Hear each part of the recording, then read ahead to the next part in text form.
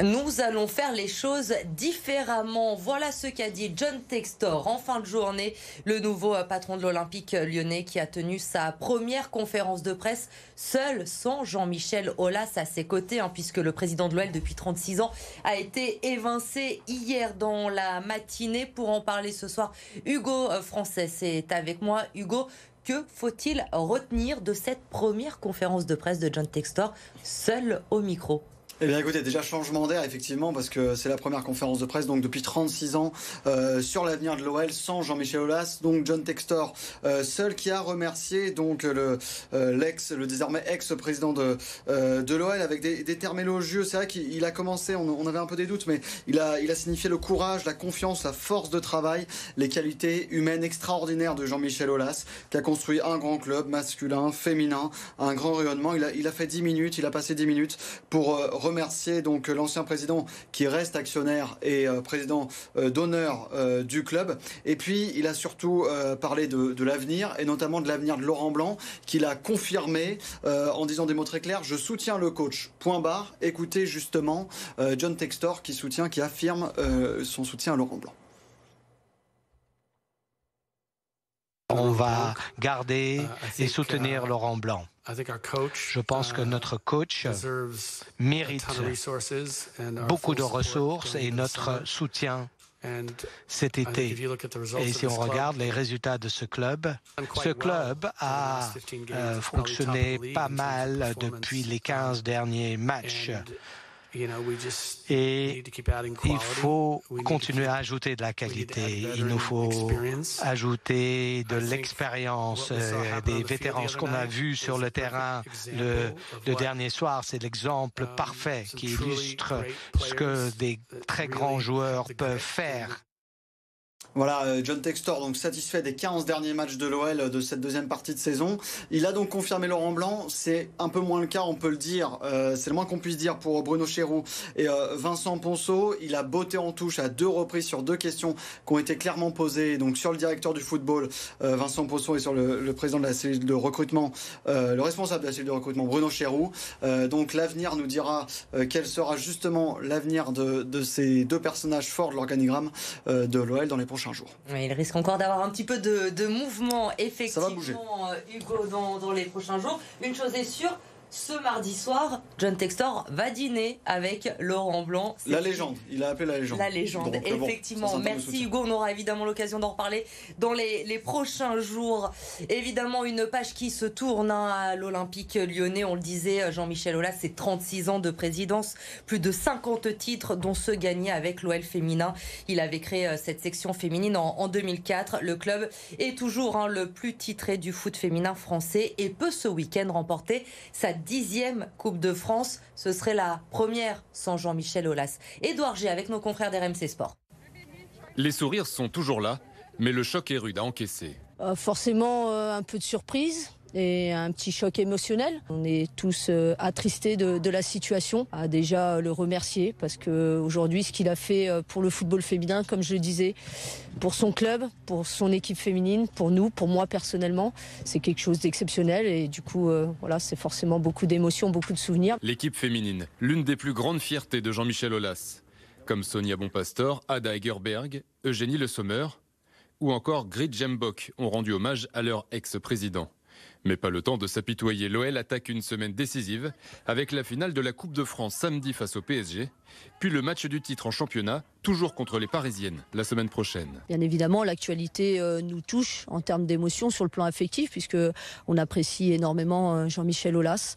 Maintenant, comme je disais, notre job c'est de gagner ces 2 matchs et comme vous le savez, je pense que si en ce moment il a besoin d'avoir un peu de réconfort et de bonheur, c'est son équipe féminine qui peut lui apporter. Donc on va en tout cas donner le maximum pour lui donner encore du plaisir à travers ces 2 titres, je l'espère. Une préparation particulière entre le départ d'Aulas et la mutation de l'OL féminin vers une structure multiclub autour de la femme d'affaires américaine Michelle Kang. Revenons à présent sur cette violente agression dans le métro lyonnais ce week-end. Les faits se sont passés à la station Saxe-Gambetta. Un jeune homme a reçu un coup de couteau. L'agresseur a tenté de s'en prendre également à sa petite amie.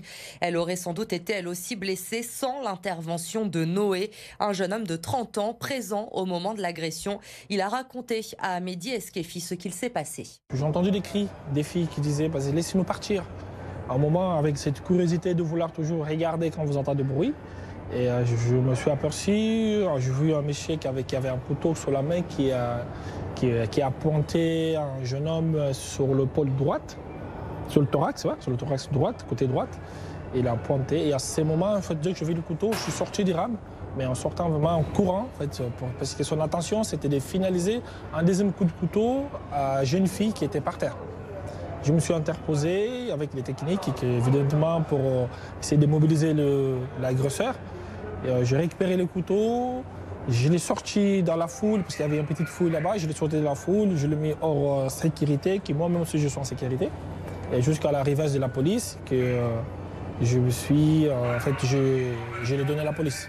On a eu un petit échange qui m'a dit que l'action, pourquoi il a fait ça, parce que il a vu la fille, comme la fille c'est d'origine maghrébine aussi, c'est une Marocaine si je ne me trompe pas.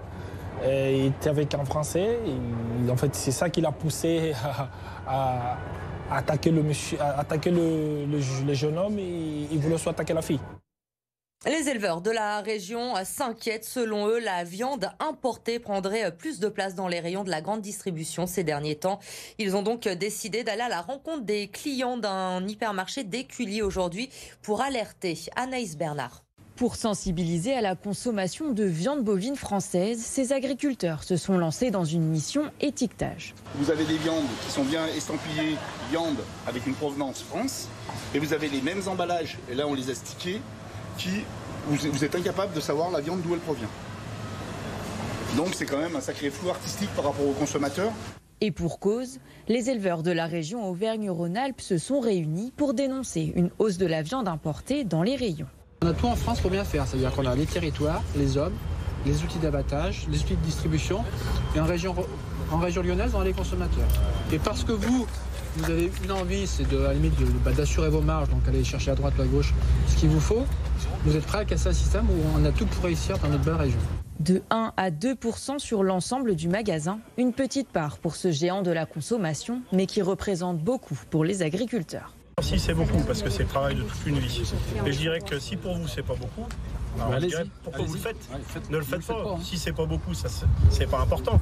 De son côté, l'enseigne affirme pouvoir mieux faire. Dans l'engagement que l'on peut y mettre sur le magasin, on doit pouvoir aller plus loin. J'en suis convaincu. On peut toujours faire mieux, mais il y a déjà un gros travail qui est effectué.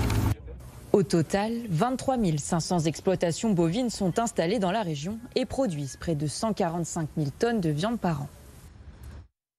La semaine de 4 jours, de plus en plus d'entreprises et de collectivités y pensent. Eh bien, la métropole de Lyon, elle, a décidé de se lancer. Ça y est, une expérimentation va être faite dès le mois de septembre pour les agents volontaires, bien sûr. Lauriane Pellaou. La semaine de 4 jours, c'est une véritable opportunité pour Armella. Cette agente de la métropole de Lyon travaille à 80%.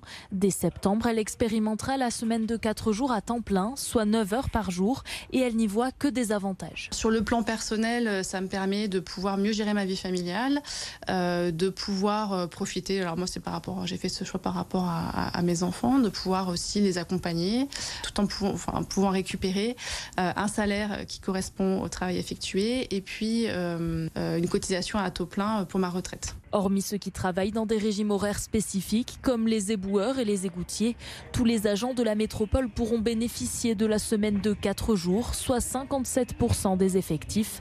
Un dispositif qui permettrait d'améliorer le bien-être des salariés. C'est bénéficier de 3 vrais jours de repos qui permettront d'avoir d'autres activités, des activités de loisirs, de mieux concilier vie professionnelle, vie familiale, en tout cas de faire autre chose que le travail. Pour la métropole de Lyon, Lyon. Cela contribue également à l'attractivité des postes à l'heure où le recrutement est difficile. On a besoin pour attirer des nouveaux agents à la métropole de Lyon d'être attractifs. Et donc la semaine de 4 jours, c'est un vrai plus. Et donc ça fait partie aussi des enjeux importants pour maintenir une forte qualité du service public. La semaine de 4 jours va d'abord être expérimentée pendant 1 an avant d'être adoptée. Le temps d'adapter les plannings en faisant en sorte de ne pas modifier les horaires d'accueil des structures métropolitaines.